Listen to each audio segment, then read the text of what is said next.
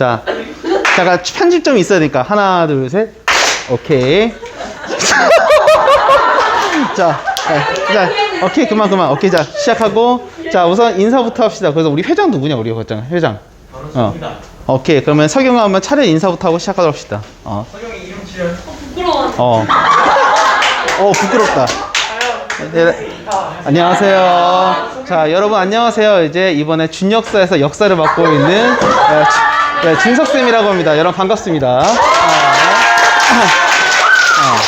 자, 어쨌든 이제 여러분이 이제 구글 클래스로 이 영상이 올라가긴 했지만 하도 역사에 대한 범위가 많고 여러분이 좀 공부할 게 많아서 좀 약간 총정리하는 개념으로 이걸 찍어보려고 해요. 그래서 내가 분명히 말을 좀 더듬거나 좀 하더라도 여러분 잘 이해해주고 앞으로 내가 뭐 말하는 거 있으면 잘 대답해주면 크게 도움이 될 겁니다. 알겠습니까? 네, 고맙습니다. 자, 그래서 우리는 지금 여기 보고 있는 이 프린트에 있을 거예요. 프린트를 잠깐 한번 꺼내보세요. 보게 되면 무슨 프린트 제목이냐면 2학기 기말 역사시험 키워드라고 나와 있을 겁니다. 역사시험 키워드. 자, 그래서 여러분이 사실 한국사를 분명히 공부했지만 우리 1학기 기말 시험 끝나고 공부했기 때문에 기억실에 남는 게 없어. 그래서 없기 때문에 기억을 조금만 되살려서 한번 이야기를 시작해 보도록 할 거예요. 그래서 여러분은 딱 3개의 정부 정도만 볼 건데 우리가 원래 제일 처음에 대한민국이 만들어졌을 때 이제 초대 대통령이 누군지 기억나니? 초대? 이승만 대통령이었어. 이승만 대통령. 승만이. 야, 친구냐? 이승만 대통령이었는데 이승만 대통령이 이제 좀 잘못을 많이 해서 대통령이 물러나게 되고 원래 장면이라는 사람이 대통령에 오르긴 하지 우리는 거기는 시험 범위에 안 들어가요. 그리고 장면 이후에 등장한 사람이 여기 있는 같이 누구라고? 박정희! 박정희 대통령, 박정희 정부라고 합니다. 그래서 이 박정희 정부 같은 경우에는 여러분이 공부를 해야 되는 게 이 사람이 어떻게 등장했는지 그 사건이 좀 중요해요. 여러분은 그 사건을 알고 있으나 무슨 사건? 5.16 오케이. 5.16 군사정변 또는 5.16 쿠데타라고 말하기도 합니다. 여러분 아마 교과서 90페이지에 보게 되면 여러분은 사진도 하나 있을 거예요. 그 사진도 한번 참고해서 지금 교과서 닫혀 있을 텐데 교과서 90페이지에 보게 되면 아마 선글라스를 끼고 있는 한 명의 남자가 있을 겁니다. 그래서 그 사람도 같이 세트로 잘 기억을 하세요. 자, 5.16 군사정변으로 이제 대통령이 되었습니다. 대통령이 된 것까지는 좋았어. 그래서 우리나라에 있던 아주 어려웠던 경제 환경을 많이 고쳐주기도 하고 우리가 열심히 노력한 끝에 경제 개발이 된 건 맞는데 문제는 이 사람이 이제 경제 개발하는데 우리가 다 뭐가 부족하냐면 이게 없어요. 돈이 부족해. 돈이 부족하니까 우리와 사이가 나빴지만 그 사람과 이제 친해지려고 노력합니다. 그 나라가 어디냐면 재팬 다른 말로 일본이에요. 일본. 그래서 일본과 어떻게 하냐면 우리가 조약을 맺어요. 우리가 먼저 손을 뻗어서. 그래서 이거 사건 때문에 우리가 조약을 맺은 것까지는 좋았지만 아직까지 우리나라 역사적인 부분에 많이 문제가 생깁니다. 예를 들면 우리가 아직까지 일본과 싸우는 문제가 뭐가 있을까? 역사에서. 위안부 사건이라든가 아니면 독도 문제도 있을 거고 우리가 교과서 왜곡 같은 이런 모든 것들이 아직까지 여기에 들어가 있기 때문에 여러분은 그 중에서 요거는 좀 중요하게 잘 체크를 해두는 게 도움이 될 거예요.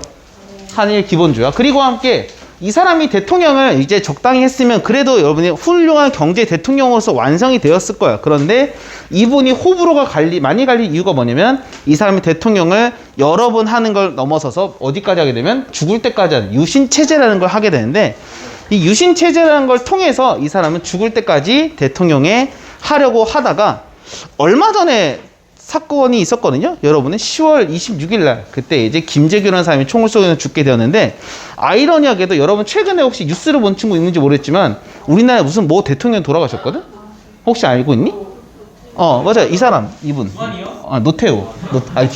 야, 이거 녹음되고 있어. 두한이요 하면 내가 좀 민망하잖아. 그래서 노태우 대통령도 최근에 죽었어요. 그래서 진짜 아이러니하긴 해. 아까 말했던 박정희 대통령도 10월 26일 죽었고 노태우도 10월 26일 날 같은 날에 죽은 것 같아요. 이승만은 몰라. 나가 날짜까지 기억이 안 나네. 돌아가셨어요? 당연히 돌아가셨지. 나이가 지금까지 살아있으면 100세가 넘지.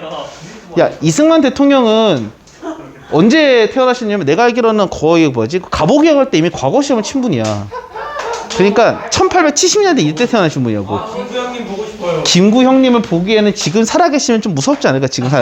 아마 김구 선생님의 자손이 아마 지금 손자가 아마 살아계신 걸로 알고 있는데 손자가 아마 있을 거야 아마. 자, 어쨌든 그게 중요한 건 아니고 결국 우리나라 민주주의가 이제 다시 태어나기 위해서 열심히 꿈틀거렸을 때 그걸 붙잡은 사람이 밟았던 사람이 바로 이 사람. 전두환이 모든 걸 짓밟게 되는데 대표적인 사건을 알아두세요. 바로 뭐냐면 같이 읽어보시죠. 뭐라고? 5.18 광주 민주화운동. 이건 중요하니까 꼭 별표로 잘 기억하길 바랍니다. 그래서 우리나라 민주주의 운동을 완전히 무너뜨렸던 사건 바로 광주 민주화운동을 통해서 전두환은 결국 자기가 최고의 대통령 자리에 올라가요. 그런데 사람들이 시선이 좋겠니? 안 좋잖아. 그래서 이 사람은 사람들의 시선을 돌리기 위해서 여러 가지 정책을 펼치게 되는 게 바로 여기 있는 유화 정책인데, 유화라는 것은 뭔가 달래다 이런 느낌이거든, 사람을. 그래서 대폭은 뭐였냐면, 여러분 중에서 지금 e스포츠를 보는 친구가 있을지 모르겠어요. 뭐겠냐? 던지는 거. 공. 야구 있잖아, 야구. 프로야구 있죠? 프로야구가 대표적이고, 베이스볼. 그리고 두 번째로는 여러분이 알고 있는 것 중에 하나가 축구는 나중에 만들어져요. 그게 뭐냐면, 여러분들도 혹시 집에서 부모님이 혹시 통금 같은 거 있는 친구 있냐? 통금? 몇 시까지 들어오라고? 여러분한테 그런 건 없죠. 선생님이 옛날 라떼 인간이라서 부모님이 12시까지 꼭 안 들어오면 이제 몽둥이 찜질하고 막 그랬었는데, 우리나라는 법적 자체로 몽둥이 찜질이 있어서 12시까지가 무조건 되고요.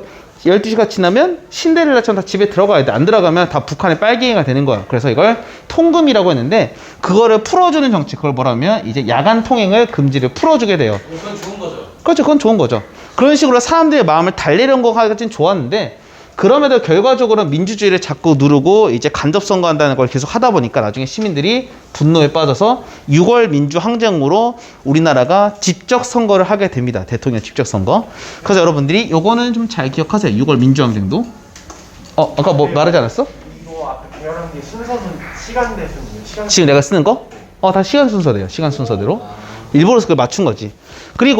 그러고 나서 이제 노태우라는 사람이 대통령이 되었는데, 이 사람은 사실 여러분 이번 시험에서는 굳이 안 봐도 괜찮을 것 같아요. 그냥 이거는 제끼세요. 그렇지만 여기 마지막에는 김영삼 정부는 그래도 좀 기억할 만한 게, 우리는 당연하게 생각하고 있어요. 맨날 숨을 쉬는 것처럼 똑같이 생각하지만 뭐냐면, 금융실명제는 여러분이 은행에 가서 계좌를 거래한다던가 돈을 거래할 때 무조건 자기 이름을 써요. 나는 나 같으면 서준석 이렇게 쓰지, 갑자기 내가 새로운 이름을 쓰고 싶다, 볼리비아 이럴 수는 없단 말이야. 갑자기 새로 볼리비아라던가 준역사라던가 이렇게 해서 갑자기 하게 되면 그걸로 뇌물을 쓴다던가 검은 돈이 들어갈 수 있기 때문에 투명하게 경제를 쓰기 위해서 금융실명제라는 걸 쓰게 돼요. 이 사람이 했던 여러 가지 다른 것도 있지만 대표적인 게 뭐가 있냐면, 우리나라 서울에 있던 큰 건물 하나 있었거든요. 일본에 만들었던 건물이 있어요. 혹시 뭔지 아냐? 일본에. 조선 총독부도 이 사람이 빵 터뜨려서 다 박살냈던 사람이기도 합니다. 그래서 김영삼 정부도 여러분 그래도 여기 있는 키워드 정도만 알아도 시험 문제 푸는 데는 전혀 지장이 없을 거예요. 그래서 여기서 몇 문제 나온다? 여기서 7문제가 나옵니다. 그래서 생각보다 많이 나와요. 생각보다는. 그렇다고 해서 여러분 이 시험 문제가 어렵냐? 그건 아니야. 어렵진 않아. 그렇지만 버리기엔 아까운 부분이니까 잘 기억하길 바라고, 세계사 부분은 여기에 있는 이 주소, 여기에 있는 이 프린트 말고 여러분 연표를 통해서 좀 보도록 할게요. 연표를 꺼내 봅시다.